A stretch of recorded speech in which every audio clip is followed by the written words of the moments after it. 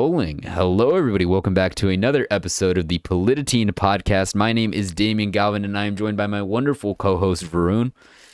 Hello, everybody. My name is Varun Kadathal. I'm the co-host of this Polititeen podcast. Back again for our second ever live streamed, I guess. Not live streamed, actually. This time it's just video. Yep. But we're back, and again, for another amazing episode after what happened this Wednesday, actually, with the Capitol getting swarmed by Trump supporters and seditionists, as I and Damian both said on Thursday on our podcast, which released today. It is a Friday. It is at 10 o'clock, 10:45 p.m. We've been troubleshooting the video for quite a while now. But how was your last, I guess, day? That's all we've had since the last podcast. How was your last Thursday? Oh man, it's been stressful, getting back into the groove of this is probably a conversation that we're gonna end up having today, but virtual school and online, and in-person school, but getting back into the groove of a virtual school, especially in the county that we're in, is very difficult because how teachers always talk about being able to see you. First of all, for those of you listening, just want to preface this. For those of you listening to the podcast, the audio version, if you guys actually want to watch the video version, you can check it out on our YouTube channel. That's just Polititeen. So come over, check us out. You guys can see us. You guys can see how we're talking. But it's so nice to be able to see you. Yeah, I know. Yes, for those of you that don't understand, we've been filming this podcast without seeing each other, and just being able to kind of see the other person's facial expressions makes such a big difference. It makes it so much more personable. Me and Varun had an hour and 30-minute discussion yesterday in our law class, and it feels so that's what we really strive to have on the podcast, but it's so much more difficult when you can't see each other. So it's nice to be able to see you, Varun. But either way, I was gonna talk about, how teachers always talk about how college, the true hard part of college is the fact that you're just free. You can go to class if you want to, and if you don't want to, then you just don't go. Yeah, that's how virtual school is, man. A virtual school, if you want to show up, you show up, and if you don't, you can just do it all on Friday. And sometimes honestly, teachers won't even count it if you don't do it on Friday. They're just get it done by the end of the semester. Especially, I know that you're doing a virtual class with Gavs. So I'm doing my first Georgia Virtual Schools class online. It's AP European History because I love history, as you guys all know. If you don't know, then I love history. I'm a big history buff, as is Damian. We're both big law nerds. But yeah, European history has been fun. It's my first week of the class, and so it's good meeting people online. Obviously very different than being in person, but it's a good approach. I think that our county's doing well with virtual school, but I think that we have to talk about just the lack of a mask mandate for sides. That's another discussion to have. The first one to have, I think, that is like you mentioned, the teacher substitute we had in our law class, and how she kind of noticed the conversation that we were having. So me and Damian had a long conversation, which basically took up the entire class period when we were supposed to be doing our work, but we weren't doing much of that. We're mostly talking about how just economic theory, and between more conservative and more leftist economic theory, and which one's more beneficial to our nation. And so she heard our conversation at the very end of the class period. She came up and she was like, well, this was an extremely civil conversation, and we need more of that in our nation. And I was like, we do it for a living. I was going to say, we do it for a living every single Monday and Friday.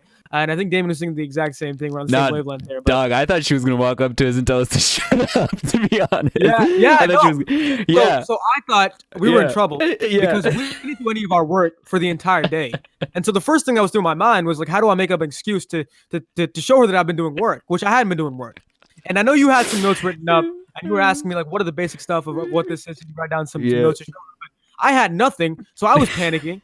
I'm sure you were panicking, but at the end of the day, I'm always calm. Appreciated our civil discourse. And it's a good thing to be able to do that in a classroom, even when we disagreed for a lot of the discussion. Very vehemently, but we did so in a civil manner. I think that America needs to learn about that, especially in light of what happened on Wednesday. I believe that was yesterday that we had that discussion. And so it's representative of what I've been wanting to talk about in the podcast for quite a while, and what Joe Biden talked about today, the fact that we need to have more conversations and more civil discussions because people are decent, I think, in a lot of senses. And the fact that people are maybe disillusioned, and I think that the people who stormed the Capitol on Wednesday were incredibly disillusioned, and we need to fix that through conversation and love and embracing arms, and not through denying that conversation and through warfare with your words. Yeah, absolutely. I agree with you 1,000%. You know, happy we didn't get in trouble for that. But you know, Yeah. I'm always smooth with the excuses. I gotta actually do the work virtually again.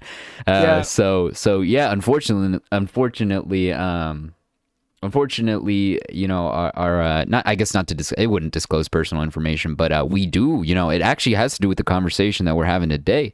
I think that this is going to be, because I saw your tweets, right? So for those of you that don't know, the Polititeen Twitter account, like Varun's just killing Twitter, for the Polititeen account, and he was engaging with some people that were talking about the action, I guess, inaction, right, by Dr. Bearden, especially in regard like to this semester more so than last semester, with the mask mandate. But we had a substitute because our teacher, you know, got COVID, and right. and a lot of individuals are getting COVID, not just, you know, in the nation, but like in our county now.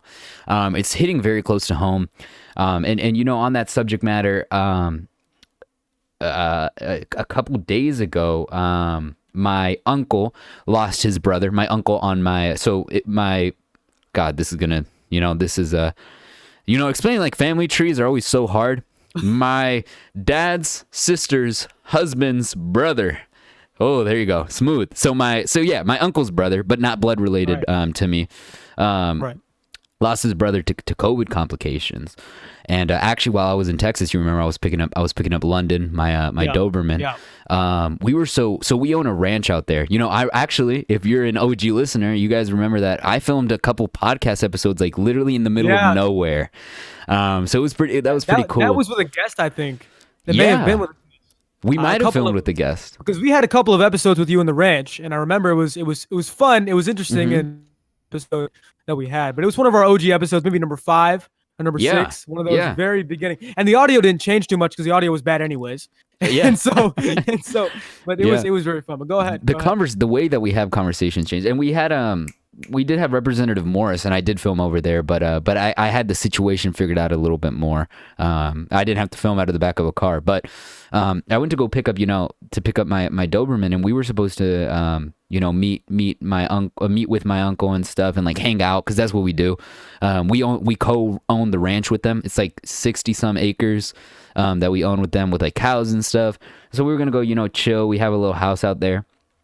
And then he got COVID. Like, he got COVID because he was meeting with some lawyers. Man, like this suit this whole like conversation has gone like so everywhere. But he was meeting with some lawyers because he like runs a like he's the manager of or the overseer of like a construction company, and some dude like fell off of a ladder and like got in, like he's in a coma. Wow. So like they're trying to sue his company, and like they're just trying to sue everyone. So like he had to meet with some lawyers and whatnot. But like his company's fine, but he had to meet with lawyers for like 3-4 hours. So he got COVID from there. And he actually his oxygen like dropped a lot, and he was hospitalized while we were in Texas. So that's why I stayed out there a couple more days. And I had to take like midterms late just because of the whole situation.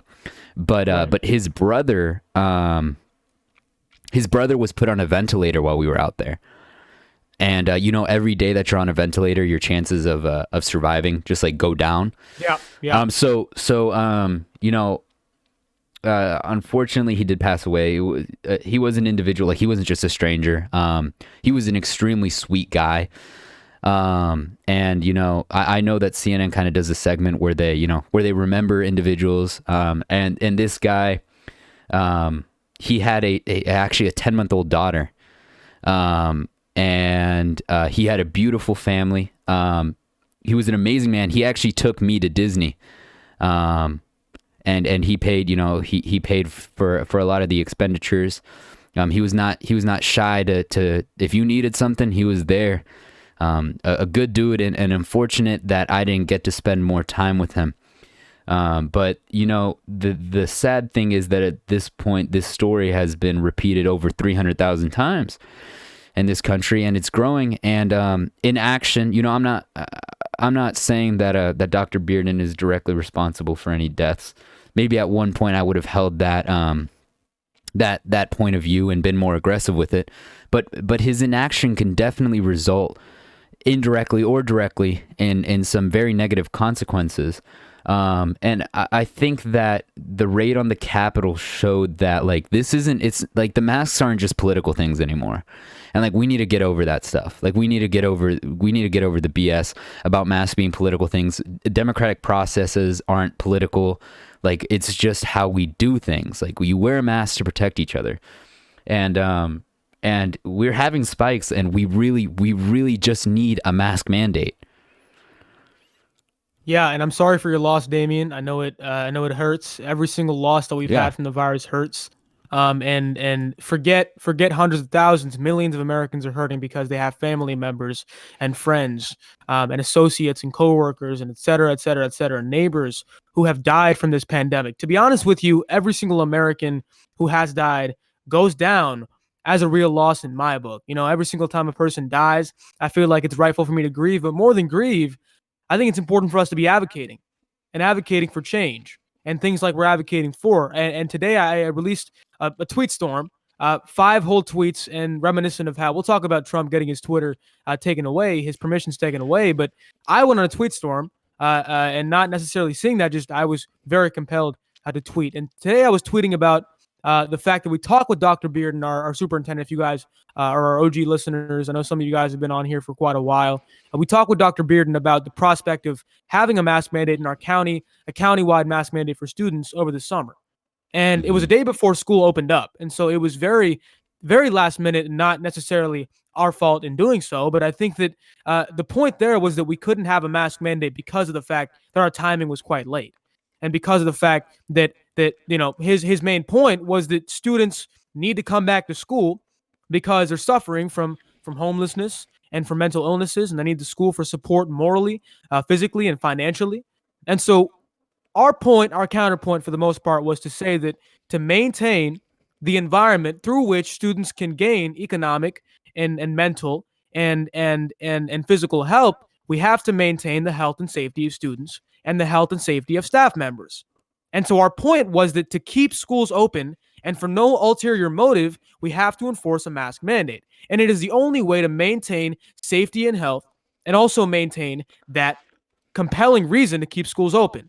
And so that was our main argument, me and Damien. And the other one was the fact that for Forsyth County schools in specific, and many schools across the nation, for the matter of fact, most schools across the nation and state have outlawed certain attires and dresses worn by girls.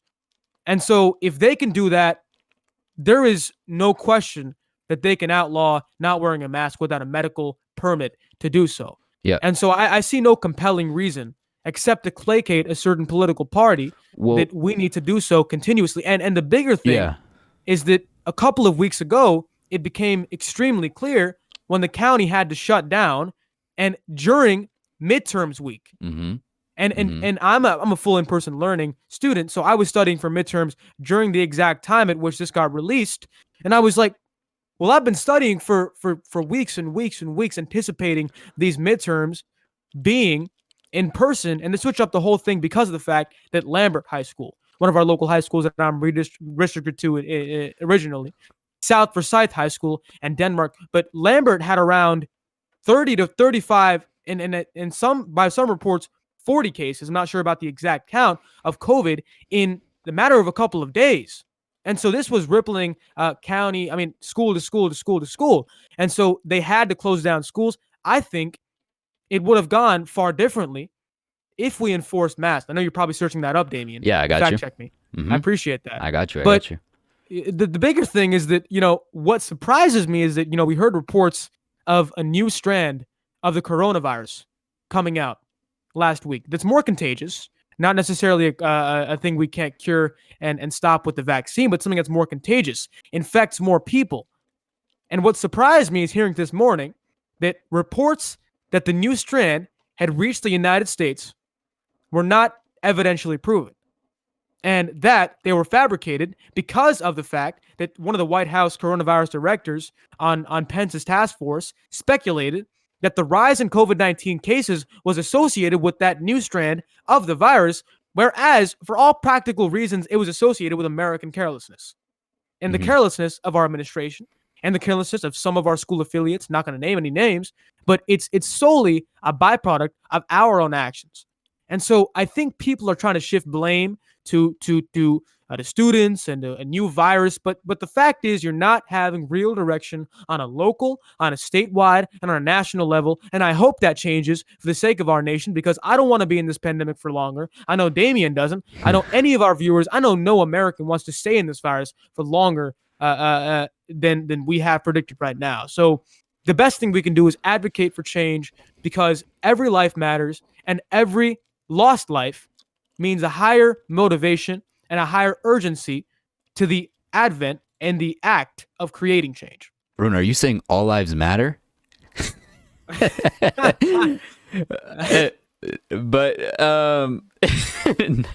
sorry, I completely threw up.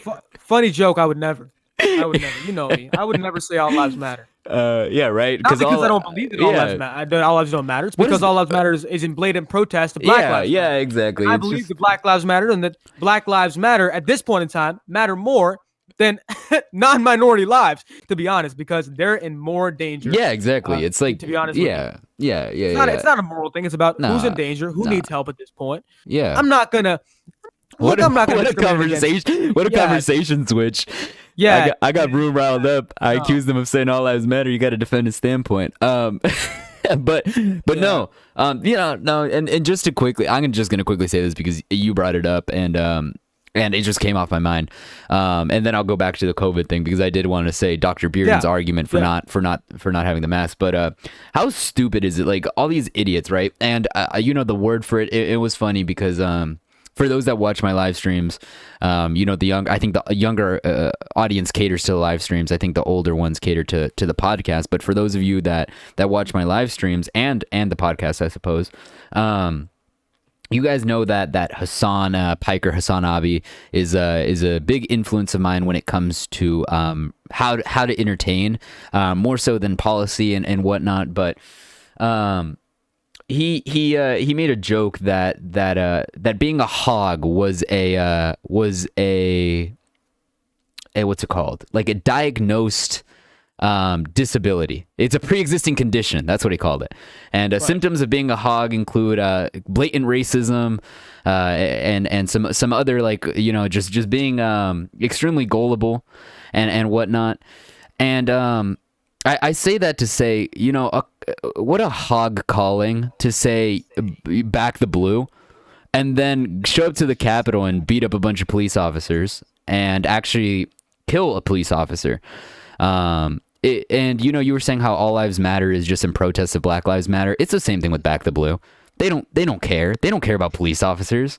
They genuinely do not care about police officers. They care about police officers that kill Black people, and they just want to support them. But nonetheless, and minorities for that case, but nonetheless, if you remember the conversation that we were having with Dr. Bearden, you said that there was no excuse for not mandating the masks. Well, his excuse, and I remember that we talked about it at the time, saying that we would re-examine, reevaluate it. Reevaluate. We're doing it now. We're doing it now. But his excuse was that he had already passed his proposal. You remember that he said we already voted on it by the council, and the council, it's too late to change it. And my argument was always that it's never too late to do what's best. And although your actions could have already had their negative consequences, in the case of individuals like Lindsey Graham, who is now doing what's best, Kelly Loeffler, who's now doing not even what's best, the bare minimum, but what's now doing the right thing. It's never too late to try to change, to do the right thing.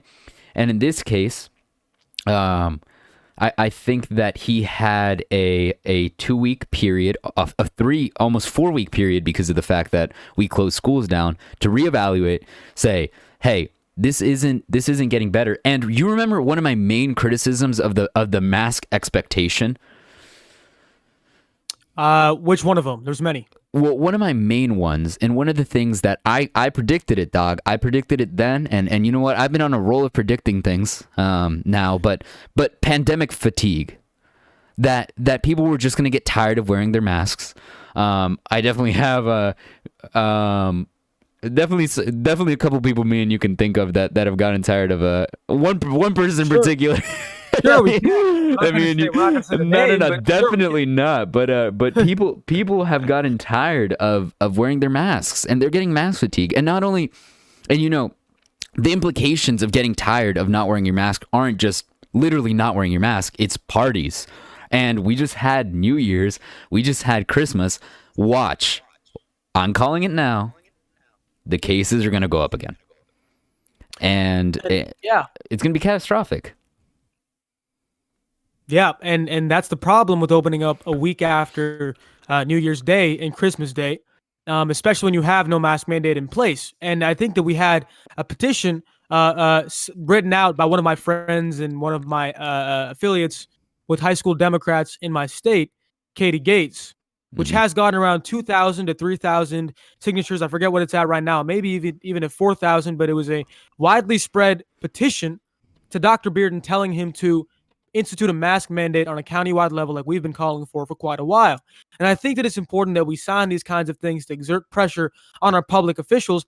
But the worst thing was that Dr. Bearden didn't even look at it during his meeting. And that's, I think, the important act of conversations. We had a conversation with Dr. Bearden, and I think that we came to a common ground on a couple of things. Obviously, the end result was not as we liked. But having that conversation, it really opened my mind up to the toughness of that decision and the fact that, while it may not be tough for us, Dr. Bearden does have pressures. He has it from parents who don't want to have a mask mandate. He has it from parents who do. And so for him, it is a choice, and I think he chose wrong, but it is important to remember the high dilemma the public officials have to their people. And I think that, to your point about Lindsey Graham, and Kelly Loeffler and people who reversed their statements made earlier about the election needing to be impeded upon, I think history will always remember their flaws. They will never forget their flaws. But the fact of the matter is that when it mattered the most, they chose to be on the right side of history. And history also will not forget that. So I think that you're defined by your actions, sometimes in the moment. And making the right choice is always the right decision. No matter what you stuck by, Will talked about, the fact that Mike Pence was, by some standards, a coward for leaving President Trump when it mattered most. I think he was a patriot. And that's my opinion. But I think he was a patriot. And it's because he stood by democracy when democracy needed him most, needed his help most.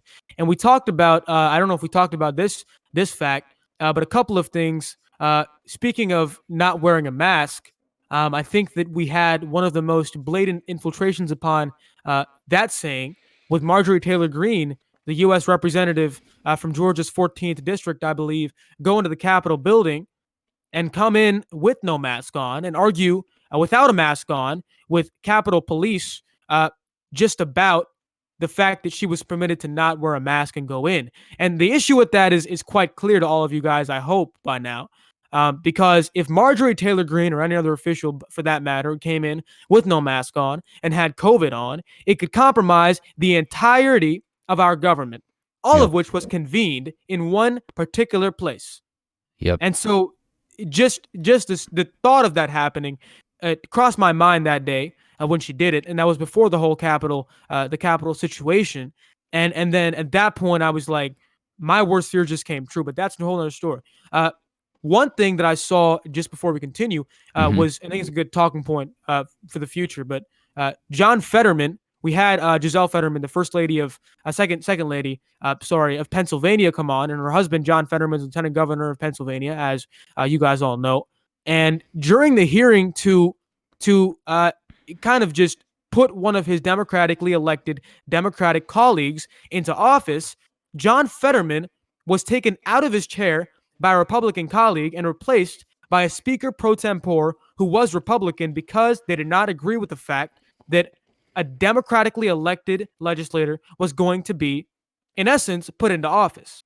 And so it was a dilemma that Fetterman had to face in the situation. I hope you guys all watched the tapes that they released on multiple channels, but it was a dilemma between essentially breaking the law and failing, or breaking procedure, and failing to recognize a congressman, and breaking the law. because by no circumstance could Fetterman have impeded upon the inauguration of a democratically elected and Secretary of State certified congressman from that state. And it was completely a farce. And after that, Fetterman announced his candidacy for the U.S. Senate. And what a way to throw some backlash upon just what happened, because I think it was absolutely preposterous. We're hopefully going to be having some guests on from the whole situation to talk about just how preposterous that was. But just beyond the Capitol, we talked about state governments being attacked. We talked about Fetterman being taken out of his seat for literally upholding democracy. Things were happening around the election across America, and this was not by any standard an isolated instance. And I think that, it's going to take a broad and a widespread reevaluation of where we stand morally and politically to reaffirm and just change the trajectory of this nation as it's going right now. And I'll talk about Biden later, but that was a couple of things I wanted to get off my chest about today. Yeah, and it was good that you got it off your chest. And if you saw, for those that are watching visually, I don't know if you caught it, my facial expressions changed a lot during what you were saying. I went to Twitter to check the petition that you were talking about, just to see how many signatures it had gotten to report that, and found a video that CNN released of a cop getting crushed by Trump supporters. We do have the ability to display that image for our visual, for our visuals, for everyone watching the podcast on YouTube. But I think we choose rather not to. If you guys want to see the image, go see it on your own. But it's a video. It's uploaded by the New York Times, and I sent you the link to the video, Varun. Yeah, I'm looking at it now. And this is just sickening. I waited to watch the video till I was here with you. It's just, you can't say, and I saw disturbing commentary from Fox News yesterday. I'm done watching the video, but I saw disturbing commentary from Fox News, and basically there is no comparison between what happened on the Capitol and what happened during the Black Lives Matter protest. Listen, the rioting, the looting, the vandalism, the shooting, I condemn it. It's wrong, it's bad. But damn, I say it's warranted. I don't stand for it. I don't stand behind it. But Martin Luther King Jr. said riots are the voices of the unheard. Because when you try talking and when you try getting elected to democratically elected positions, and when you try yelling, and when you try kneeling, and when you try marching, and when you try protesting by every means available, expressing your First Amendment rights, and still you are murdered by those sworn to protect and serve, fuck your target. Who cares about your target? Listen, I understand these small businesses that were burnt down and damaged, and I feel bad for them. I genuinely do. And maybe Republicans, I would say, were right on this matter if during the first COVID relief bill, they would have actually done something for small businesses. But because of their inaction in that matter, 40% of small businesses closed down. And they would rather help the big corporations and make sure that they stay afloat, just like they're trying to do with the $2,000 relief bill. Because, Varun, I don't know if you know, but they're trying to protect corporations from lawsuits. And they're not trying to protect small businesses from being sued by their employees for getting COVID, who they're actually trying to protect. And I read an amazing article on this, are long-term care facilities that are paying their employees $12 and $10 an hour in cities like New York, which is not a livable wage, especially not for someone who's taking care of our elderly, the people that we should care about most in our society. And it's disgusting that lawmakers want to pass provisions in bills like this, and they would rather not care about small businesses. So yes, I do feel bad about the small businesses. As a matter of fact, my parents... Here, hold on. Let me take out my piece of gum because I chew gum on live streams, but right now I'm getting pissed off, and it's not a good mix. But my parents were small business owners. Failed small business owners. And they didn't fail because we weren't selling enough goddamn tacos. They didn't fail because people weren't coming in the restaurant. They failed because of the government's difficulty. You know, being an entrepreneur is defined as, or an entrepreneur is defined as an individual willing to take a risk to start a business. And while it is a risk, the government does nothing to give you, a tarp to fall on, a net. So yes, I do feel bad for these, and I can relate to these individuals to some extent. I saw how much it hurt my parents, to have to go through the small business, through the selling of the small business and whatnot. And I can relate to some extent to these business owners that had their buildings burned down. But you know what, Varun? I can also relate to some extent to the individuals that have suffered at the hands of police brutality. I saw my father arrested by 6 police officers, tackled to the ground when I was 5 years old. So I can see both sides of the situation here. And I'm not talking respectively from just one standpoint with an implicit bias. No, I think that if we're going to burn down a small gas station to make sure that individuals don't die at the hands of protesters, again, I can't say that it's the right thing to do, but if that's the result, if that's the consequence of that action, I'm sorry. That's the action that I'm going to take. So the riots cannot be compared to a couple of one narcissistic man being a little crybaby about the fact that he lost fair and square. They cannot be compared to a group of, frankly, you said they weren't Republicans, but a group of Republicans that are going to stand behind this narcissist and feed him his egos, because feed his ego. Because you know what? I thought for a very long time, and to a certain extent, it is an echo chamber of thoughts. Donald Trump puts out an idea, and his constituents repeat it, and then he goes, see, they believe it. And then they go, see, he's saying it. And so they're just listening to what they're both saying, what both parties are saying. And they're both manipulating each other and both lying to each other. Yeah. And it's unfortunate. But going back to it, I said earlier, literally minutes ago, and I haven't even seen this video, that you can't say that blue lives, back the blue, baby. Damn it, do it. Back the blue. Make sure that they're receiving the proper training that they need so that we don't have to protest. Make sure that they're actually receiving funding to programs that make sure that they can protect and serve the community as they're meant to, so that African American men and women aren't being incarcerated at disproportionate rates. Make sure that the blue is backed.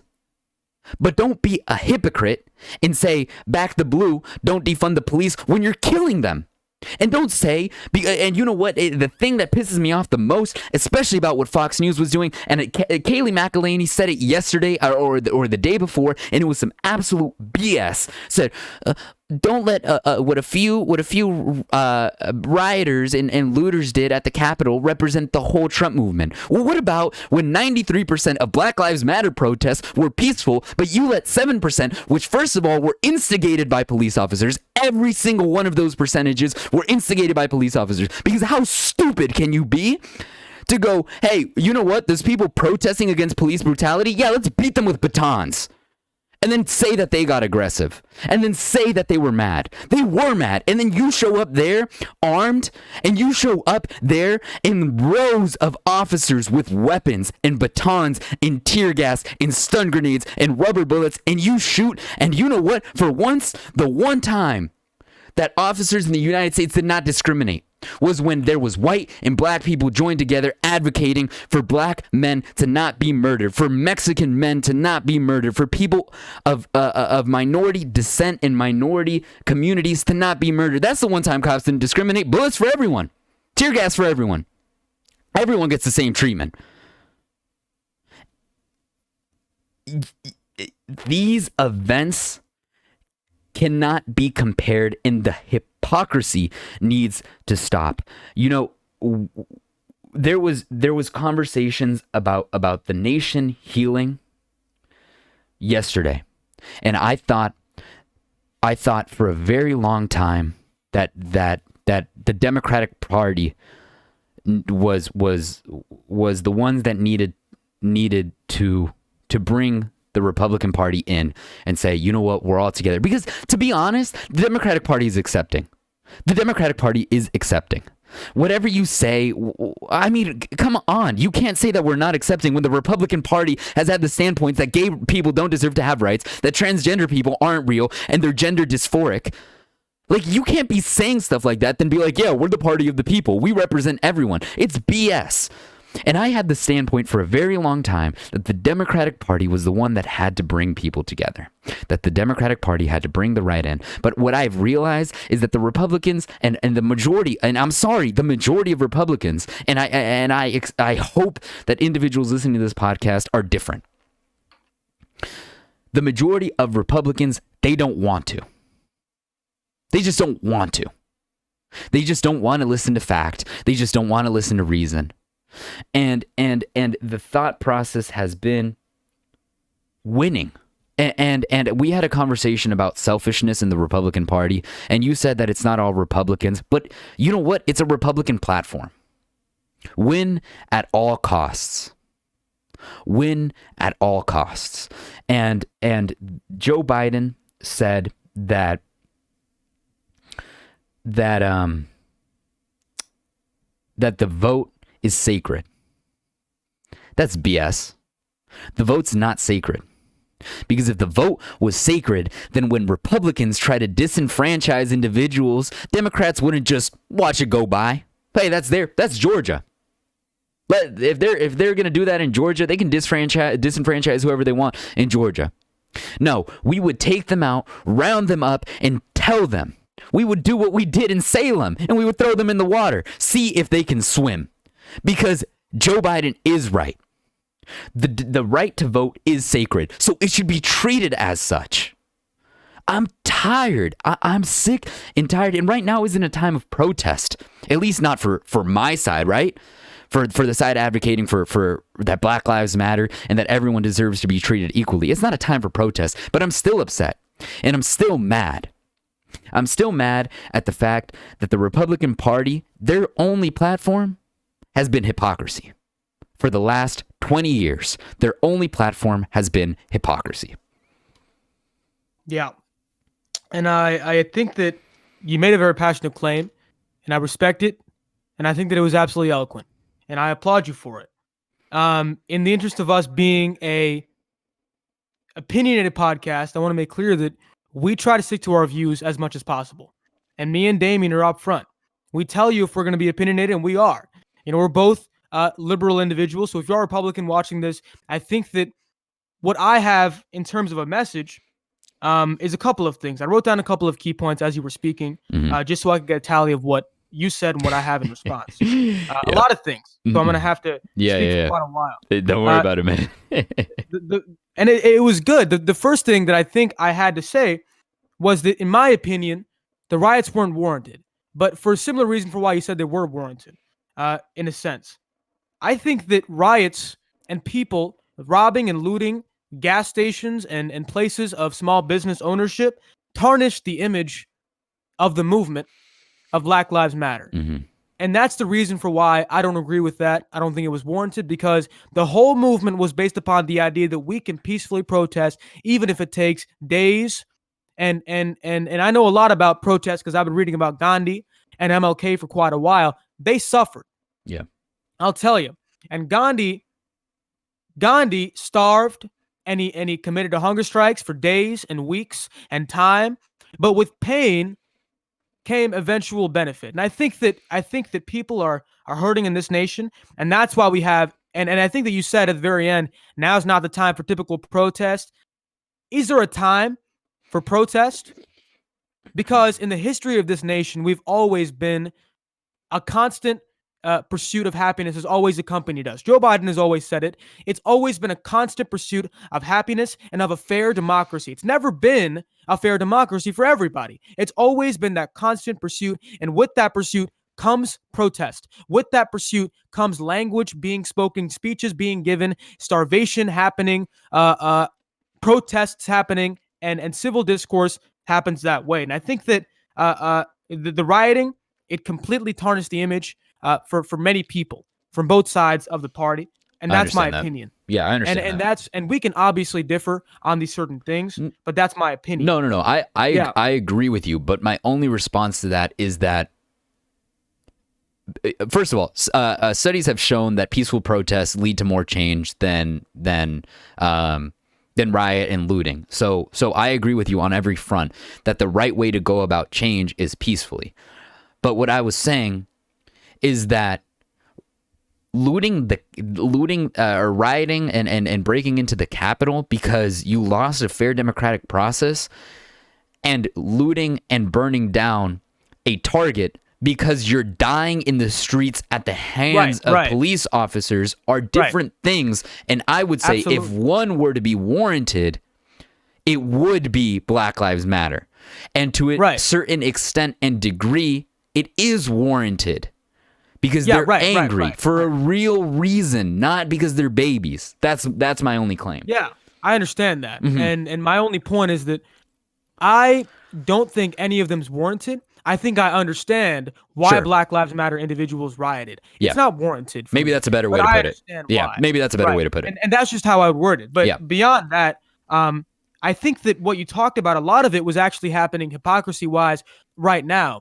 And I think that I want to clear up something that a lot of people have been talking about on social media waves. And you know where I'm going with this. It's the Antifa association that Matt Gaetz first made, I believe, on the House floor with the attack on the Capitol. First of all, let's make something clear. Every single individual on Twitter, with the exception of, and believe it or not, I saw this yesterday at 11 o'clock p.m. or something, I saw that some Republicans were saying that one of the people who was looting the Capitol was married to Nancy Pelosi's daughter. Let that sink in. Like, I'm just saying, and before I go into the real hard things about this and why it's wrong, I'm just saying, if you want to make up a conspiracy about something, do a better job, for God's sake. Yeah, for real. Like, you can do better. Like, I'm telling you, because I mean, it's easy to see through. But they have this one picture of a black man who's apparently associated with Antifa, as per their of course they kick out the black guy, right? Right, and we'll talk about them kicking out a black woman later on. But this was a black guy that kicked out and said he was part of Antifa. Out of the tens and thousands of supporters, they found one person who apparently was a part of Antifa. And I want to reiterate something for many people. When you look at pictures of the Capitol building, you saw Trump posters. You saw Trump flags. You saw Stop the Steal. Does that look like something Antifa would put out? I'm just saying, appealing your logical sense of understanding. Would Antifa ever support the president when the president talks Antifa down every single day of his being? Does it make any sense?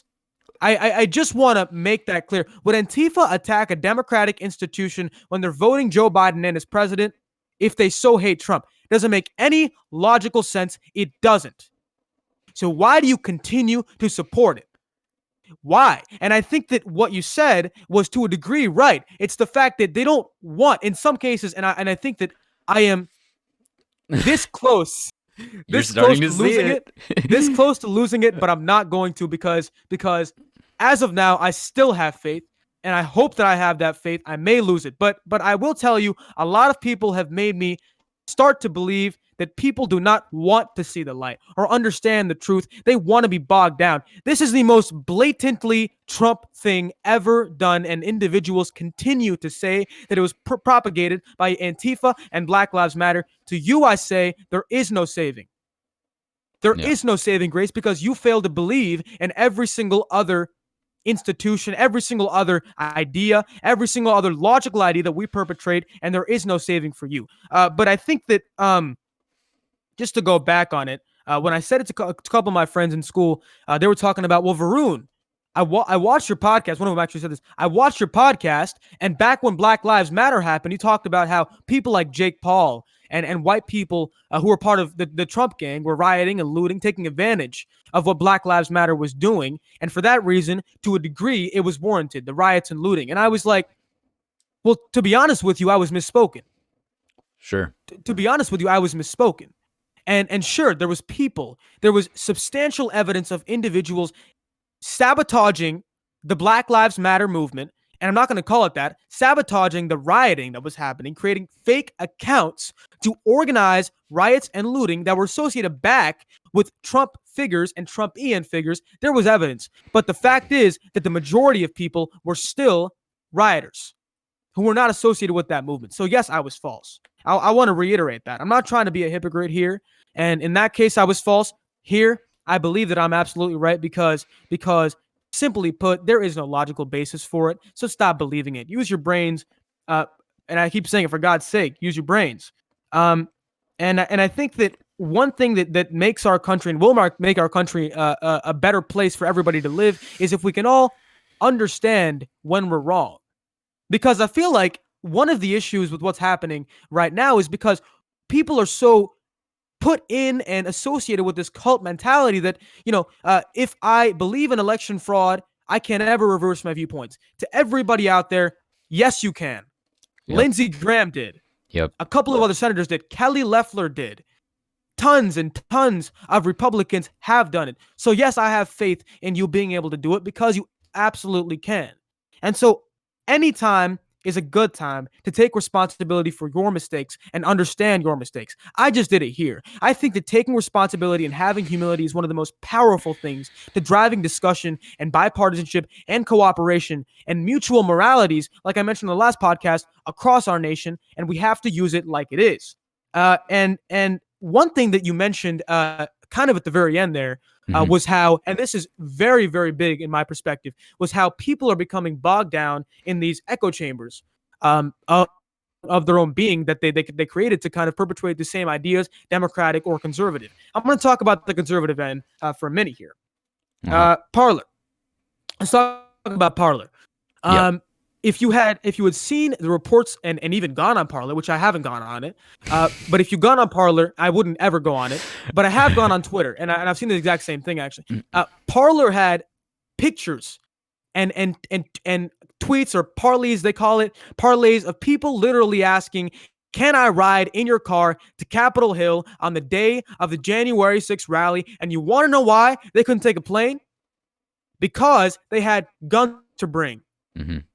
They had guns to bring. So don't tell me January 6th was a peaceful protest when people had to ride in other individuals' cars. People were on Parley, and I've seen screenshots of this, and I've seen people talking about this on channels like the New York Times, and even on Twitter for that matter. People were asking, whoever needs a ride to Capitol Hill and has a gun, I will meet you on the interstate highway. I will pick you up and take you to Capitol Hill.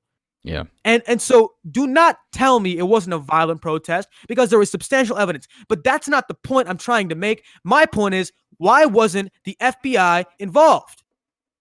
Why wasn't the Federal Bureau of Investigations involved in the fact that people were tweeting out literal pictures of themselves bringing guns in the back of a car to Capitol Hill? And why was Capitol Hill the most understaffed location of a protest ever since the beginning of Black Lives Matter? It was hypocrisy. And people have been talking about how governors and mayors across the area were like, let's tone down the police presence from what was there during the Black Lives Matter days. The fact of the matter is that people brought guns to this rally. and I'm putting that in air quotation if you can't see me, into this rally. For Black Lives Matter protests, people bought their hearts and their minds, and for the most part, nothing else. People were tear gassed to make way for a presidential photo op. Yep. And that's why they had hundreds and hundreds and hundreds of armed riot gear and riot officials. So don't tell me that this one was not validated to bring in the National Guard and riot people to protect the Capitol building. And so I'm just saying, what is the rationale behind why our nation's finest investigative institutions did not see the fact that this was happening in real time? People were plotting to literally bring weapons and promote violence on Capitol Hill in real time. I can tell you. All of this information was published, right? Yeah. And one more thing, just to kind of give you some more information about the whole situation. Yeah. If you haven't seen it yet, for all of our listeners, Apple this morning gave Parley a 24-hour little memorandum to say, if you don't strengthen your restrictions upon violent and derogatory and those kinds of comments on your platform and violence-seeking comments on your platform, we will invoke violence-invoking. Thank you. Comments on our platform, we will take you off of our app store. And Android already temporarily took them off of their app store because the fact of the matter is that they were allowing for the rally, once again, air quotations, to become a riot because of the fact that they allowed people to congregate and organize weapons, as I said, to be brought there. And so there's a big problem with echo chambers. And we saw the problem on Wednesday. And so we have to just be logical about all these things. And before we resort to platforms by which there is no restrictions upon violence invoking language, like you just said, we have to think about the consequences of what these actions are. And the government must really investigate this, because we've seen much more government intervention in Black Lives Matter riots than we have seen in any of the Trump events that have happened so far. And I hope that our government does not subscribe to this vast hypocrisy that I've been seeing for the past couple of days. And now my mouth is hurting from speaking, so I'm going to hand it over. Well, just to answer, you asked why the FBI wasn't there, why the police weren't there, why the CIA wasn't there. The police, they weren't there. And I'm gonna be blatantly honest with you, and I hope that people, I've been having a lot more hot takes, and I think that what I've seen, the hot takes have been, some people really enjoy them, some people not so much, but I'm building a base around these hot takes, and here's one for you. First of all of my takes are supported by most of the time by facts. Sorry, not all my takes are supported by facts. Some of them are really literally just opinions, and I will clarify that. But 82% of police officers voted for Donald Trump. So you're asking why the police wasn't there? They were, dog. The police were there. They were there rioting. they were there breaking into the Capitol. They were there taking selfies. If you haven't seen it, that's what I'm saying. They were there opening up the gates. They were there, man. The CIA. This is why the CIA wasn't there. You mean the CIA that put crack in black neighborhoods? That CIA? Like, is that who we're talking about? The FBI that constantly again, that literally does what the CIA does, and a justice system, right? You're wondering why the justice system wasn't there, why the whole Department of Justice failed. I ask you, why do African Americans and minorities receive 20% longer prison sentences? What do you mean, why weren't they there? They weren't there because it was a bunch of white people. And you say, they were bringing their guns and they were bringing Molotov cocktails and napalms, and there was weapons found in trucks and vans and whatnot. So you were wondering, how come when protesters in Black Lives Matter show up with nothing, how come police show up armed and whatnot? It's because they're not protesters showing up with nothing. They're and this is literally a stereotype, but I'm telling this from the bias of the police. 6'4", 280-pound black men that are showing up, that are mad. Oh, it's a bunch of mad black guys. And you know what happens when black guys get mad? That's why they show up with guns. That's why they show up with batons. That's why they beat them. And they beat them. And you know what?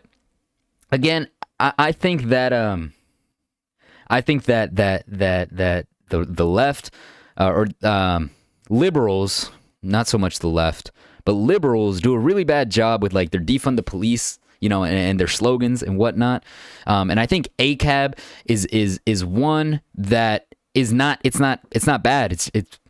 It's just a strong take. And unfortunately, police are part of a bastardized system. And I keep seeing reports of it, and I keep seeing more reports of it, and I keep seeing more evidence of it. And if you just held your breath and say, we shouldn't have said that, what happened on the Capitol? Literally, what just happened? You can't say it anymore. There's no need to hold your breath. And the same reason that I say it with such simplicity and with such ease is the same reason that I say that not all 75 million individuals that voted for Donald Trump have mush for brains. Only 32 million of them. And 32 million of those mush for brain Republicans are Republicans. They're not, you know, as Kayleigh Maca whatever. Sorry, I literally just Macaluny. Yeah, sure, Macaluny. There you go. Yeah, I remember a while ago it was Macaluny. as she said, those individuals are not, representative of what we stand for. They are, dude. They are representative of what you stand for. That's why they were there breaking into the Capitol to stop the electoral count. They are there. They are Republicans. They are. And it's okay. Acknowledge it. Just acknowledge it and say, you know what? Hey, we kind of went too far. We kind of went too far. You know, like, we were playing around a little bit, kind of like Lindsey Graham did. You know, we were playing around. I was playing around with this idea for like 4 years, like trying to get some votes and whatnot. Like, I kind of messed up. That's basically what Lindsey Graham said. He said enough is enough. Like, I went along with it. You know, I was trying to get my bread. I was trying to get my power. He said, me and Trump have had some good journeys so far, but enough is enough. Exactly. And first of all, screw Lindsey Graham. I hope he gets primaried. You know, I hope he gets primaried. Talk about hypocrisy. Talk about Lindsey Graham. Talk about hypocrisy. The same sentence every single time. Yeah, but they're Republicans. They're smooth brain Republicans, and that's okay. That's okay. Yeah. Just acknowledge it, and that's the first step in bringing these people over. And you know what? The other 43 million. The other 43 million Republicans, they might not be racist to the extent that the 32 million are. They might not be bigots to the extent that they are. They might not, suppress individuals to the extent that they are. But I strongly believe that 43 million individuals in this country that still voted for Donald Trump after all the rhetoric he spewed are still racist. They're not wearing Klan robe racist. They're not burning down black people's house racist. They're not burning down gay people's homes homophobic. They're not putting burning crosses in front of transgender houses transphobic. They're all of these things. They're racist, homophobic, and transphobic because they live in communities that lack exposure. And these are my peers. I go to school with individuals that might not burn down my house, but trust me, they've made some insensitive comments about my race, and I'm sure you can say the same thing. And I'm not going to stand here and say, the grotesque measures, and I think that the right gets really mad, Varun, that we just say like everyone's racist. That the left just says everyone's racist. Cancel culture, yeah. Yeah. And I'm not saying we just that's the difference. I'm saying we have to acknowledge that 75 million individuals are on varying degrees of you know what? I'm just gonna say ignorance. Let's not even say racist. Varying degrees of ignorance. I'm not saying send them to like Cuba. Like, I'm not saying deport them. Like, oh, let's just leave them behind and move on with their society. Like, they lost the election. I'm saying let's try to show them that hey, black people aren't lazy. They don't just live off of welfare. Like, this isn't a thing. Like, we have to show them that being gay isn't a mental illness. It's who some people are, and it's okay to be who you are, especially in this country. It's wrong to say that we live in a democracy when individuals are being disenfranchised by your party, man. How are you going to call for voter ID cards when some immigrants don't even have their country of origin? Refugees can't vote. How are you going to get a voter ID card if you can't get your birth certificate? It's ridiculous. And I'm happy that people are starting to see beyond the dog whistles. I'm happy that the left is starting to see beyond the dog whistles. And Joe Biden said something that made me go, hey, maybe neoliberals aren't that bad. He finally acknowledged that had it been black people storming the Capitol, it wouldn't have been one woman dead. And first of all, I keep seeing these claims that no people died during the Black Lives Matter protests. That's not true. Black men died while protesting. Gunshots, beatings, medical conditions, all of the above happened. I mean, hold up. Why did they begin the movement in the first place? Why was the movement begin? I know. It was so stupid. Was kneeled on for 8 minutes and 46 seconds and died because of it. So don't tell me somebody didn't die during the Black Lives Matter movement. It's false. Yeah, it was completely idiotic.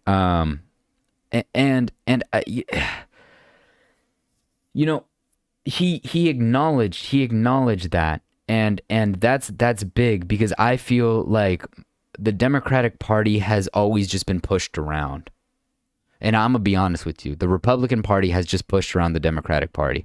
And it comes back to the thing, how Joe Biden said that the vote is sacred. Vroon, do you believe that the vote is sacred? Yes, I do. Okay. Why wouldn't I believe if the vote is so sacred, then why do we allow Republicans to disenfranchise individuals? Why are we so... I mean, like, I understand that we don't allow them. Yeah. Because the thing is that sometimes we have... in a Republican-controlled state like Georgia, we try our best to stop that. And the fact of the matter is, because they have control, we can't really do much. And the way we get around that is by increasing voter turnout. Stacey Abrams is a perfect example. Stacey Abrams had her election, let's not argue about it, stolen from her by Governor Kemp, who was a Secretary of State during that election campaign. And so since the election was stolen, Stacey Abrams had nothing she could do about it, because every single branch of the Georgia legislature, the governorship, and every single other department was controlled by Republicans. She resorted not to storming the capital of Georgia. She resorted to increasing the vote. Damn. And that's how Democrats fight it. Damn. Right? Democrats don't storm the Capitol. Democrats create voting drives to get people out and get Joe Biden elected. Democrats get the House majority, and Democrats get the Senate majority. And that's how I think that we cross that. And so, yes, there has been change in Georgia. Sure, we couldn't control what was happening in Georgia, but we're trying every single day. And that's why me, you, every single person who watches this podcast has been part of a growing grassroots movement in our state to increase voter turnout and to get people out, whether you're a Republican or Democrat, to get people out. Yes, vote. But what I'm saying, Varun, and I hope that every individual listening to this can agree to this. If it was me and you, and we're I don't know why. First of all, I know that this is like completely like an out of pocket conversation. Me, like, I say that I'm brown, right? Because like technically by definition, like individual, I am brown, but like it feels weird to call myself. I don't know. I maybe I'm just too whitewashed, but me and you are brown. Imagine if me and you got into office and we started oppressing Republican votes. You know how fast we would have nooses like outside of our headquarters. Like, you know how quickly, like, that's true anger. That's them believing. And you know what? Frankly, Republicans cherish the vote a lot more than Democrats do. I think Democrats take it for granted, to be honest. And what I mean is, Stacey Abrams, amazing, Bruin. Amazing individual. Unfortunately, and to some extent she is, but she's not Democratic leadership. She's not in an elected position. I want to know why us as Democrats have just been, because frankly, dog, the Republicans don't care if they're in a position of if they're the minority in the Senate or the majority. They'll find a way to get what they want.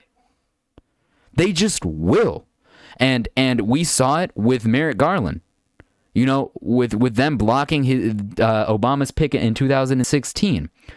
And that's what I mean by Democrats have been pushed around. Like, how you can't say that the vote is sacred and not defend it like it is. When something is sacred, you're willing to die for it. And as much as I say what those terrorists did on the Capitol was absolutely wrong, those are some individuals. First of all, those are some individuals that are privileged, but those are some individuals that, think about it. You know, we keep talking about the comparison between the Black Lives Matter protests and the terrorism that occurred on our Capitol. Individuals at Black Lives Matter, it took Democrats and white Democrats, men literally dying for us to be willing to sacrifice our lives on the streets. It took Republicans, it literally took them envelopes to go in form a coup that tried to overthrow the government.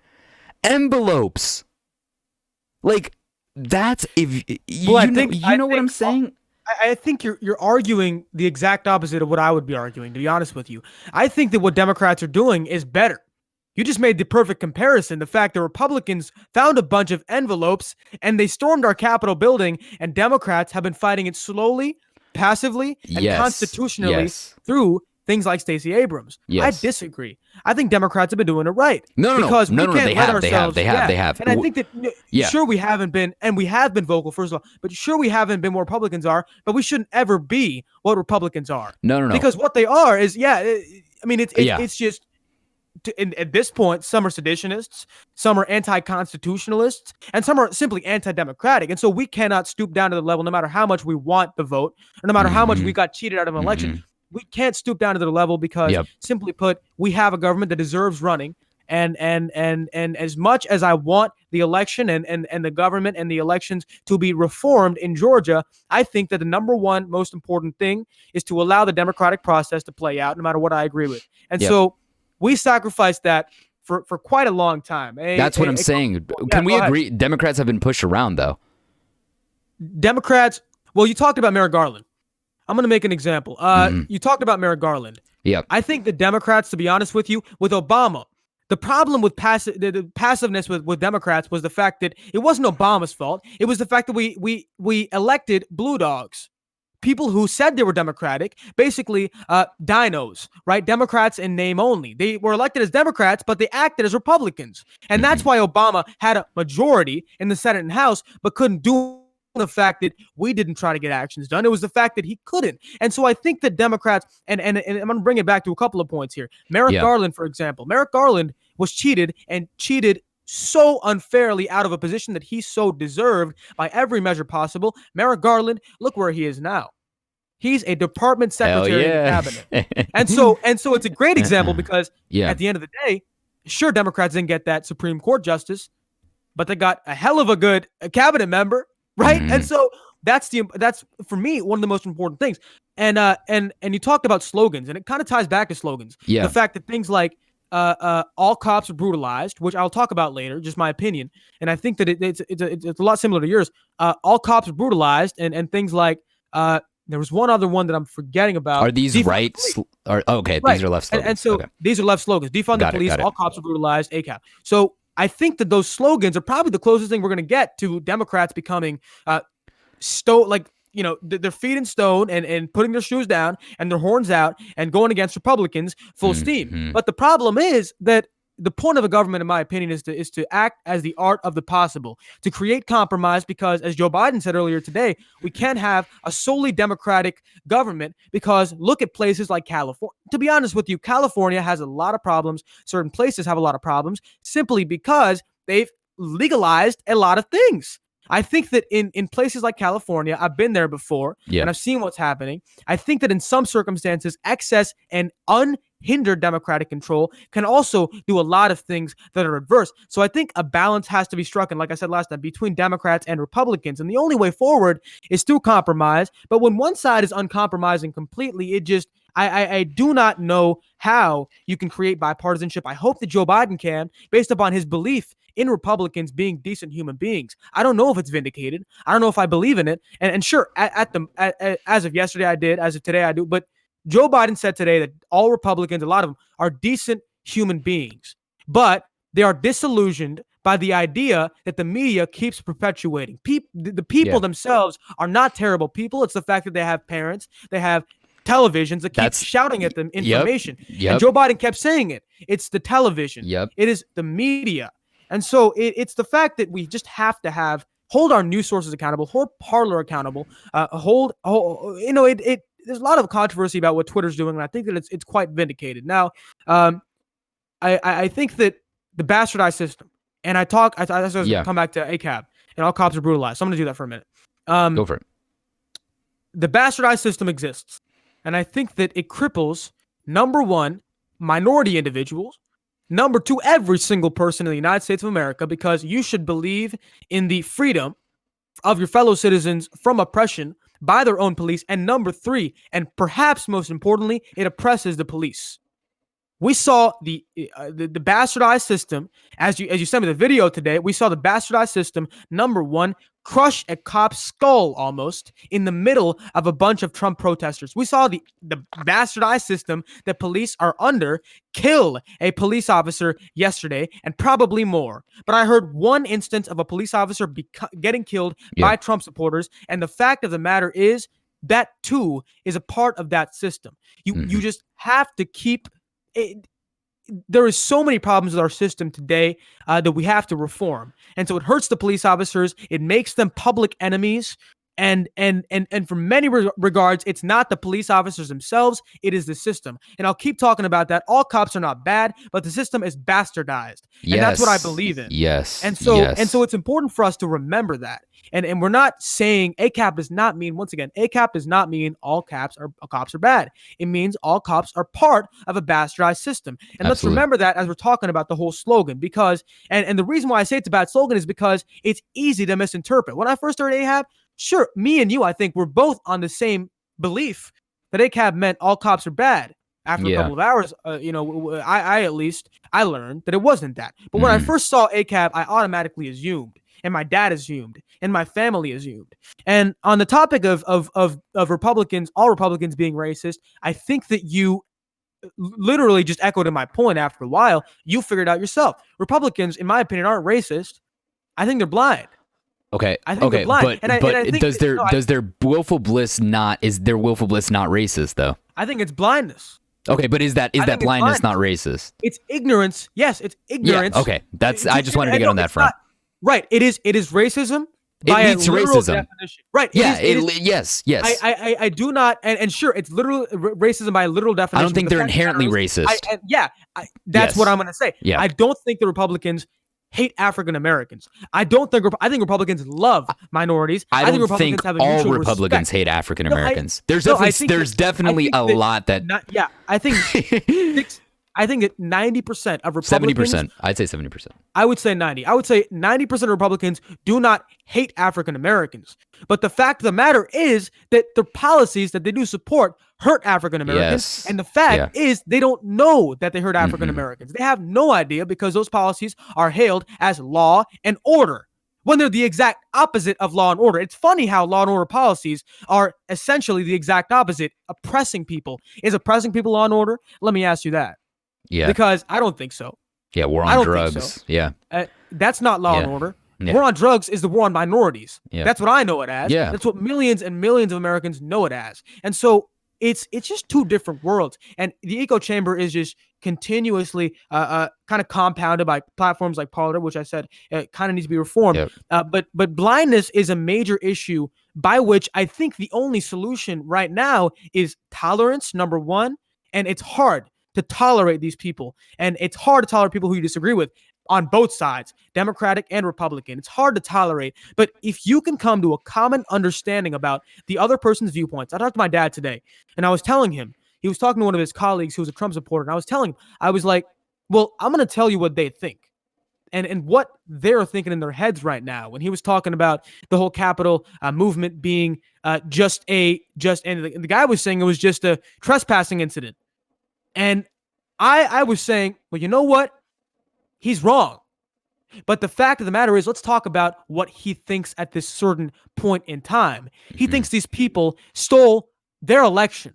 Right? He thinks the Black Lives Matter protests were absolute tyranny. He thinks the Democrats are trying to rig the election. And so when you get on that deep level of understanding about why they say what they say, I think you'll come to a better understanding about how to reach them. We talked about a long time ago how to reach Republicans. And it's by aggregating what they have to back their beliefs.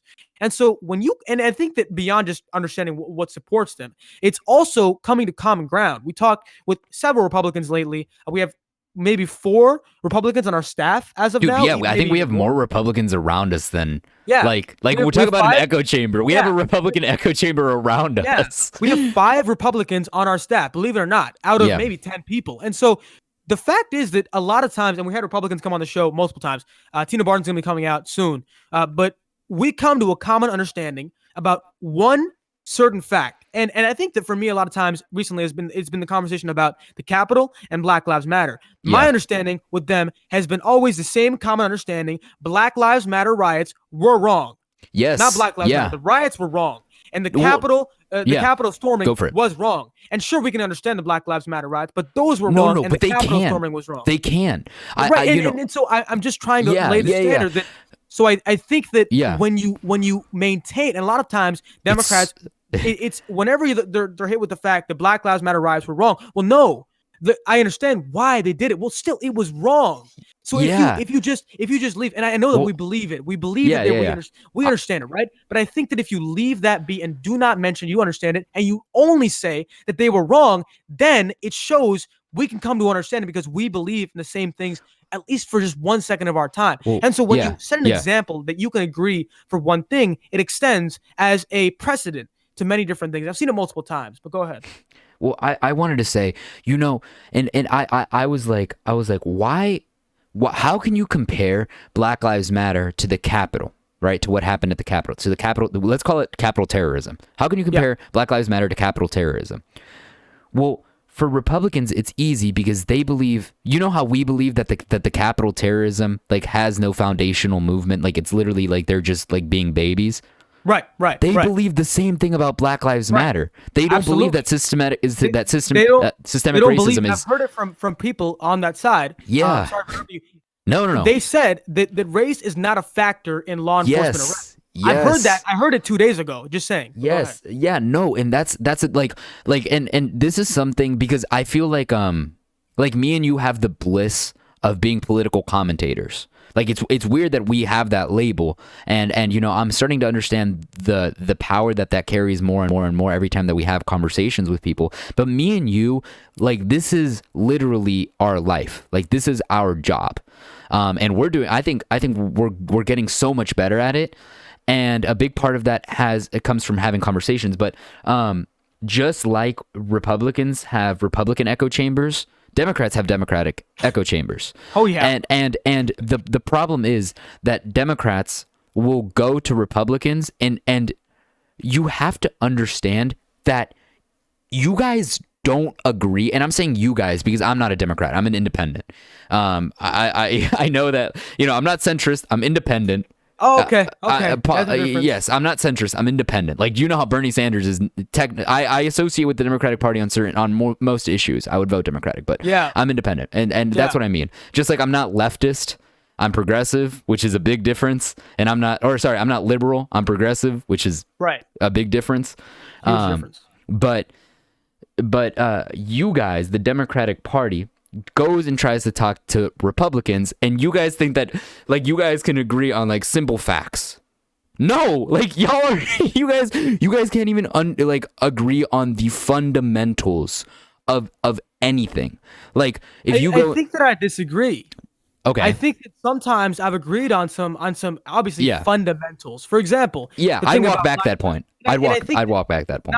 It's not about fundamentals for me. I think that just a quick little thing to add here. I think that it's when you're a Democrat and you provide a concession of your ideology. For example, a lot of Democrats would not concede the Black Lives Matter riots were terrible, right? The first thing that comes out of their mouth is the fact that they were vindicated. I mean, they should be allowed. I understand why it happened, right? Mm-hmm. I may understand that once again, but for the purposes of our discussion with a Republican, they don't want to know that because immediately that's going to be a point of contention. Yes. Try to keep the discussion as civil as possible. Remember that. So my first point is always to maintain my humility and say, you know what? In some circumstances, we were wrong. My party was wrong, and I was wrong. And when you say that, they're more inclined to say, well, they have leverage. They have leverage. And so when they say they're wrong, they've got leverage. They're not just admitting their guilt without any strings attached. You both have equity in the conversation. And when equity emerges, I think that a more equitable conversation emerges and a better conversation emerges. Yes. Well, what I meant by you guys can't even agree on like fundamentals is literally like if you're gonna have to have a conversation about the difference between the BLM protests and the capital terrorism, you have to have a fundamental agreement, right? To be able to compare and contrast, you have to have a fundamental agreement on the truth that is systemic racism, because that's a truth, right? But Republicans can't agree on that truth, and that's what I mean by the lack of fundamentals. Right. They're like, to be able to have a conversation about the border wall, you have to have a fundamental understanding that immigration as a whole is a good thing. Republicans don't agree on that fundamental. If you want to talk about immigrant crime, you have to have a fundamental understanding that statistically, immigrants as a whole commit less crime than naturally born citizens. Republicans don't understand that fundamental. And I'm not saying that they're stupid. I'm saying that they're misinformed. And I'm not saying, like some Fox News anchors were saying yesterday, that they're gullible. No, dude, you're not gullible if everything you've been fed since you were born are lies. That's not gullible. You're brainwashed. Not even brain. Yeah, I mean, you've just been you can't be brainwashed if literally you've just been being fed this stuff from the beginning. Like it's weird. I don't want to use any negative any negative because it's not your fault. And I don't think that I'm above you because I can read because I can read studies and I can Google stuff. No, dude, like I genuinely just want you to understand that you're misinformed. And I feel like a lot of Democrats don't take the time to understand that Republicans are misinformed. And a lot of Republicans, you were talking about concessions, they are really stubborn on their ideas and they're not quick to concede. Because they have a more and there's a whole conversation about the TED Talk. And neither on this. do Democrats. No, definitely. But I'd say Republicans are more stubborn and less quick to concede because they have more of a loyalty to their ideas, and I think that can be that's an obvious agreement. They feel like for a Republican, if you're taking away their gun, you're taking away an aspect of their life. If for Democrats you say like the park's closed, like, they'll be okay with it. They'll be like, the park's closed. But I say that to say that we need to start having conversations with each other like we were babies. Like, we need to start from the beginning. We can't be having, like, I can't go in, Varun, and have a conversation like I do with you about socialism and capitalism with a Republican. Because we can't start with socialism and capitalism. We have to start. You can't. We have to start. We can get there. We can get there. Yeah, 1,000%. But we can't just go like, hey, let's discuss socialism and capitalism. Because to discuss socialism and capitalism, you were talking about the prison industrial complex, and first of all, that's point socialism because privatization of the prison system has obviously been a failure. But to even be able to talk about the privatization of the prison system, you have to, first of all, agree that it's a failure.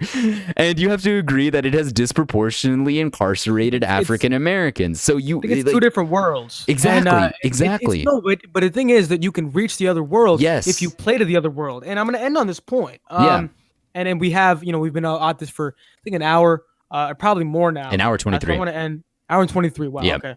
So I'll end on this point for sure. My last point was, I'm going to call myself out here. If you're still watching, then kudos to you, but don't cancel me. I was pro-life at one point. And Damien knows this. I was. Yeah. And I told a sitting congresswoman that I was a U.S. congresswoman, Nikema Williams. And funny thing is that she converted me. And the reason why was because, I have a very strong belief, and Damien knows this. I'm very logical, and I'm very, I guess I follow my senses and what I think is the most possible approach in government, per se.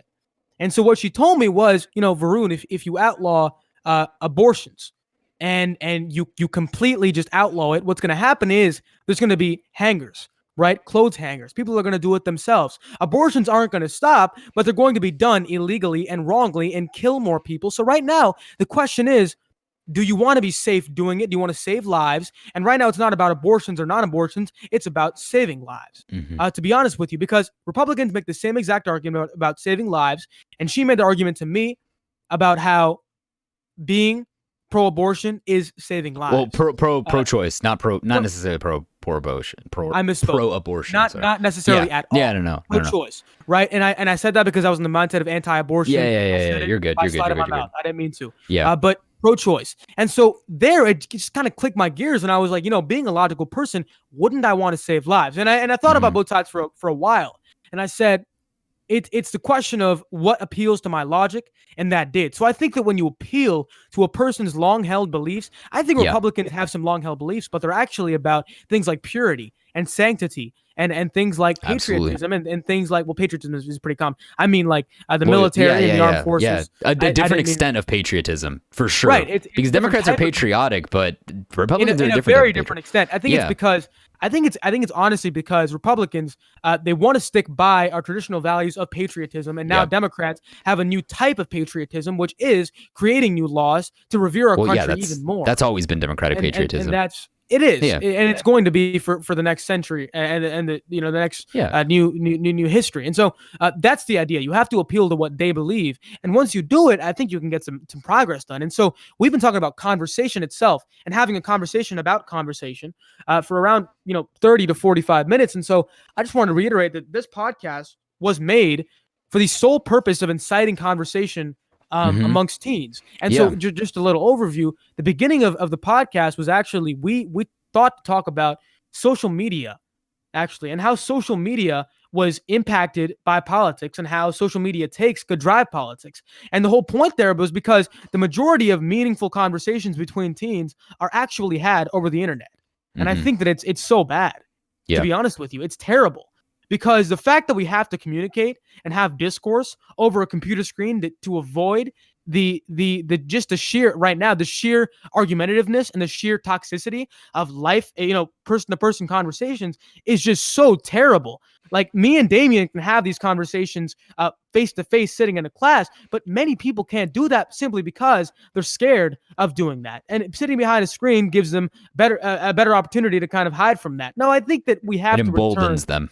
Emboldens them. Exactly. And so we have to return to in-person conversations, because when you see the person behind the point they are proposing, that's when you create change. When you're behind a computer screen, you see ideology, you can attack it. When you see a person, I think it creates a different type of humanism, and it's harder to be as harsh, as rude, and as insensitive as people I know they are and sometimes are on Twitter and platforms online. I think the future is in-person conversations, and the future of this podcast is also in-person conversations. Definitely, and we can't wait to get there. But I wanna end my spiel about, I bashed Republicans for a while, and you're talking about in-person conversations and how me and you can have them. I say these exact same things, because ironically, we just bash social media and how we're having discourse on a platform called Discord.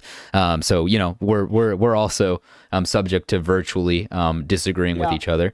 But the same exact criticisms that I have of Republicans, I will make to Republicans' face. I have these conversations in person all the time, and whenever I get the opportunity to have them, as a matter of fact, there was an individual, a lovely person, Snapchatting me the other day, someone that I know, and they had a Confederate flag, and I went on to have a conversation with them in person about the Confederate flag.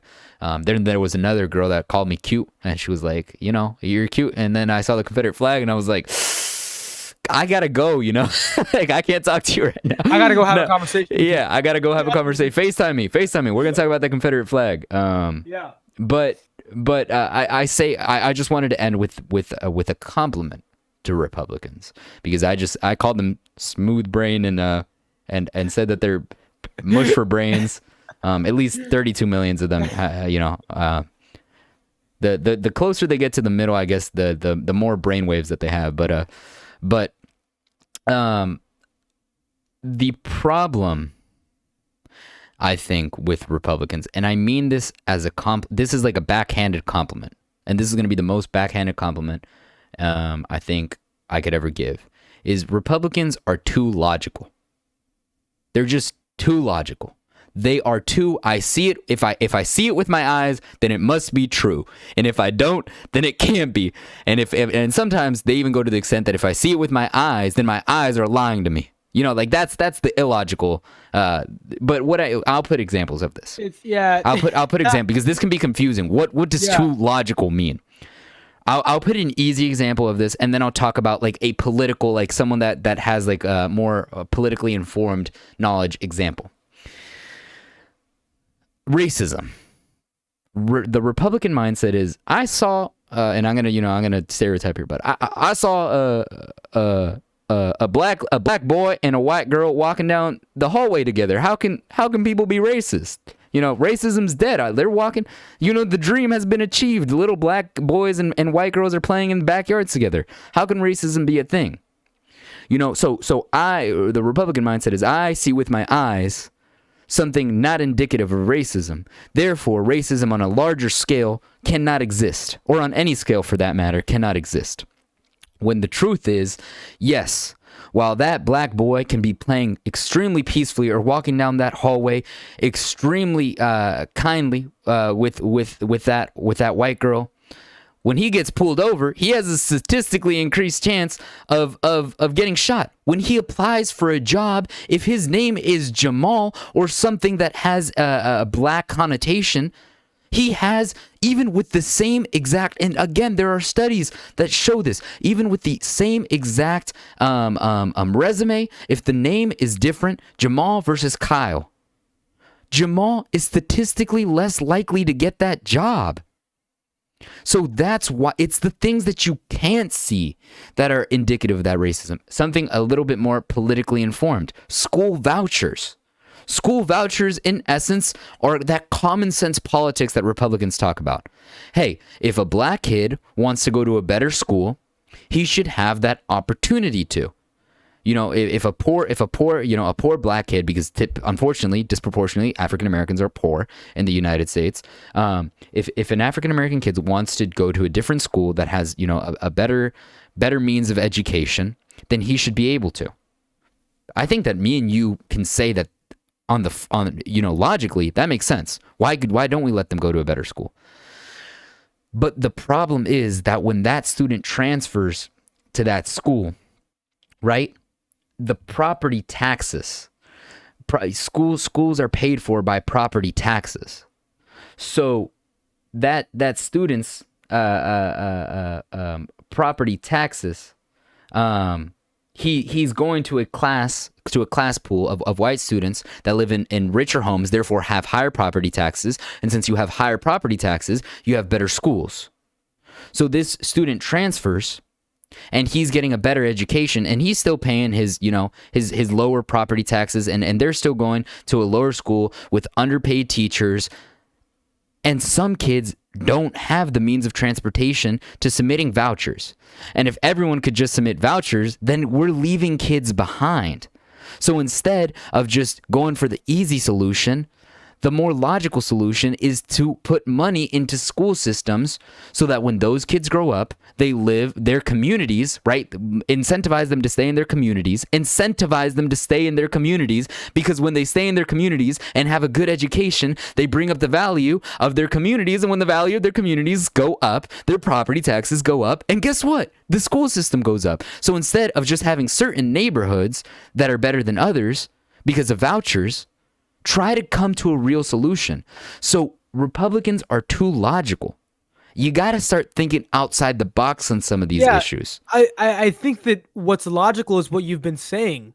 I think that what's logical is not looking at something based upon first glance, but looking at it deeper, to be honest with you. I always call myself logical. So I'm just defending the term, I call myself logical because of the fact that I look at the logical meaning of what something would imply. I think everything's a spectrum. And you're right. And to be honest with you, I would probably refer to Republicans as innocent in the fact that, and too pure, to be honest with you. There you go. Maybe that's a better word. Pure because pure people, and that's one of the most defining Republican traits, I believe. And it's the fact that people can believe things at first glance and not really look in depth because they believe that everything else and everybody else is pure. And to a sense, it's idealistic, right? Mm-hmm. And idealism is very common on both sides. We talk about idealism a lot, Damien. But it's not the pick and target. But idealism is common on both sides. And so no, I'm just kidding there. But it's the fact that I think they may be less logical and more pure. And in some cases, in very, very small situations, being pure and being prompt with your decisions can serve you well. But it's the idea that government is also made, and government was made for constant deliberation, right? Our Congress is slow. And that's the fact, right? Congress and government is invariably slow. And so I think that our framers wanted us to be deliberative and logical and not look at things for the first glance, because what would our nation be if we looked at stuff for the first glance? Like, God, like if I saw, I just don't know. Because, for example, I'm not going to make that example. Never mind. But so if we saw things at first glance, our nation would be absolutely not going to say that word, but a terrible place to live in. I think it's a word that Donald Trump would say, though. Yeah. No, that he's used. You know what I'm talking about? I think he has. Yeah. He's definitely referred to some countries. I mean, we didn't even talk about, we forgot, but we can refer to it on maybe even Wednesdays. We might release one this Wednesday because we forgot some maybe of the on our topics. YouTube channel. Yeah, some of the main topics we talked about, to be honest with you. We forgot about we forgot about the Trump Twitter thing, him being banned. Hell yeah. We forgot about Biden and his vaccine plan. But all topics we can talk about on the next episode of Polititeen. Yeah, absolutely. I think that's a really good point that you bring up, because there's one individual that I think of in mind that I think me and you can think of as being extremely pure. And I think that we connect on wavelengths. And I was of the idea that this individual, right, because of how pure they were of my political ideology. I think we both know who I'm talking about. Yeah, I know. And I started. No, it absolutely is. And it's funny because I've been listening to more podcasts, and like they have conversations where the audience could be completely lost. But I started talking to this individual's friend. Right. So now I think we're definitely on the same wavelength. I started talking to this individual's friend, and she told me that she looks at things from a really pure perspective. And I was like, yeah, obviously she does. So like, she believes that X, Y, and Z. And she's like, no, she believes, A, B, and C. And I was like, she's on the other side of the alphabet. How did she get there? And it's because she just looks at things from a very pure and innocent perspective. And I was like, well, thank God that didn't come into fruition. But it's not necessarily a bad thing. And I don't like patronizing people. Even if they if I have a stark criticism of someone, I will just say it. I don't do the passive aggressive thing. And I feel like I just want to make that clear by us saying I said that they were too logical and that they were pure, and I can agree on the pure one a lot more, and logical on the spectrum that they're so illogical that it almost wraps around and becomes illogical. Yeah. Right. And that's hard to wrap my hand around. Yeah. It's the spectrum. It's the basis that everything is a spectrum. Just like how you can be so capitalist that you become socialist, or you're so right wing that you become left wing. Like literally, they tried to overthrow the government. You know what I'm saying? Right wing. That's literally anarchy. I mean, talk about traditionalists being right. Right. So. No, I get you now. Good example. Yeah. So Shoot, I completely lost. Oh, so yeah, so I'm not trying to patronize anyone, or I'm not trying to be passive aggressive. I'm trying to make genuine compliments in some respect, and genuine critiques of the thought process of a little bit less, a strong portion of America's population. I was going to say a little bit less than half, but I think that it's even less than that. A little bit less than half of the voting population of the eligible voters are too pure. And then the rest of Republican voters that aren't too pure and are logical thinkers are making a lot of money, like Ben Shapiro, off of spewing just BS. And like sometimes I was having this conversation, and we'll wrap it up here. But I just want to have your input on this, just because we literally just did have a conversation about being too pure. So now I want to talk about like the other aspect of it. Like I was like, man, like, Ted Cruz is smart. And like whatever criticism you have about him, like he was a Supreme Court clerk. He's smart, and to a certain degree, I think that Sean Hannity and Tucker Carlson are smart. To get in the position that they are, you have to be at least somewhat smart. It's like, do these idiots, now on the other side, do these idiots ever just go, what I'm saying is wrong? And I realize that they just have no incentive to ever think that what they're saying is wrong. They just don't. There's no incentive to it. Yeah. That's why if you're making more than $400,000 and I just said that your brains are mush, I apologize. Like, you're good, dog. Like, you keep making your money. Like, you keep voting Republican. You're smart. If you're making less than $400,000 though, and you're voting Republican, please reconsider what you're doing.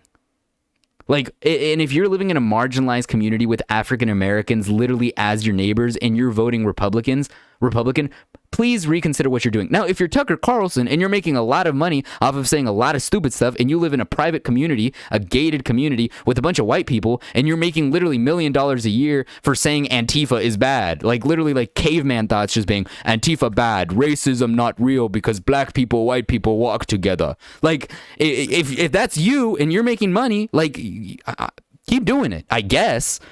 But that's a whole nother conversation about the inherent wrongs of capitalism and socialism. Yeah. But that's for another day. That's for off the podcast. Yeah, because we would go on for probably a whole season on that topic without ever coming. That's for YouTube exclusives. If you guys want to hear those. And this might even, I don't know. We'll see. Yeah. But we'll just, I want to wrap this up. Absolutely. Just with a simple thought about what you said. I think that, hell, Ben Shapiro went to Harvard or something. Yes. And Kellyanne Conway went to Harvard. Mm-hmm. Or not Kellyanne Conway. Kayleigh McEnany went to Harvard. That's sorry. That was a complete misreference. But what I'm trying to say here is that these people are very smart. And they're smart in that they make money off of saying what they say. Yeah. And so Ted Cruz is posturing himself to win election as president in 2024, to win the nomination. So yes, he is smart. And I think that he doesn't believe in what he's saying, because knowing Ted Cruz definitely knows better than to contest a democratically elected president, right? And I think that he knows better, because in 2016, I saw better from Ted Cruz. Mm-hmm. I saw Ted Cruz, and I keep saying this, go on top of the RNC stage and say, Donald Trump, he didn't endorse him, right? I forgot his exact words, but he did not endorse Donald Trump while being at the RNC, was booed for it, was almost egged for it, but he did it, right? And I think that takes a lot of courage.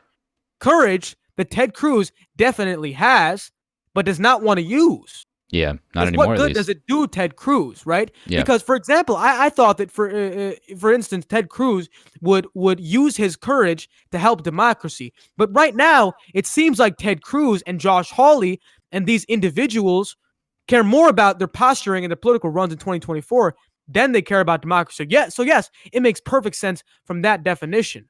If we're assuming that, then sure, it makes perfect sense. And so that's just my perspective. Yeah, 1,000%. So I'm happy that we that we definitely agreed on that. It's like, hey, if you're making money off of it, then I guess keep doing what you're doing. You're not that stupid, at least. You're as a logicalist.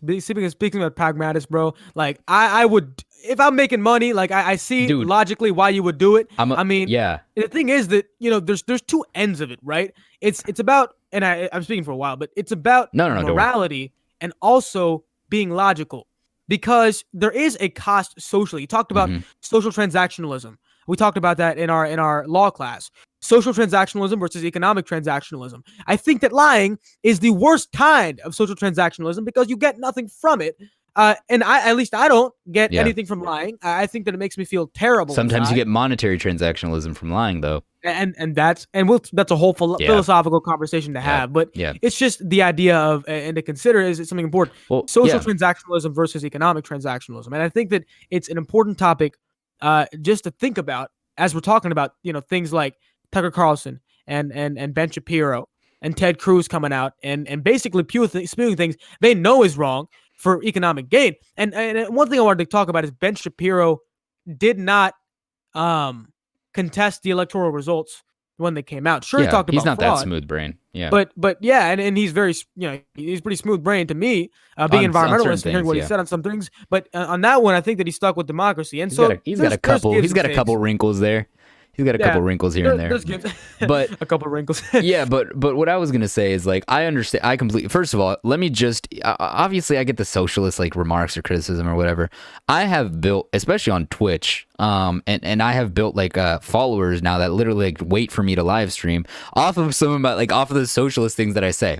Why the hell? And I'm speaking about this like right now. I'm having a moment of purity, which is really a moment of introspectiveness, which is really hard for a lot of people to have. But why the hell in the future, right? Let's say I get 1,000 subs on Twitch, which is like making like $5,000 a month. Why the hell would I ever go, maybe I should stop talking about socialism?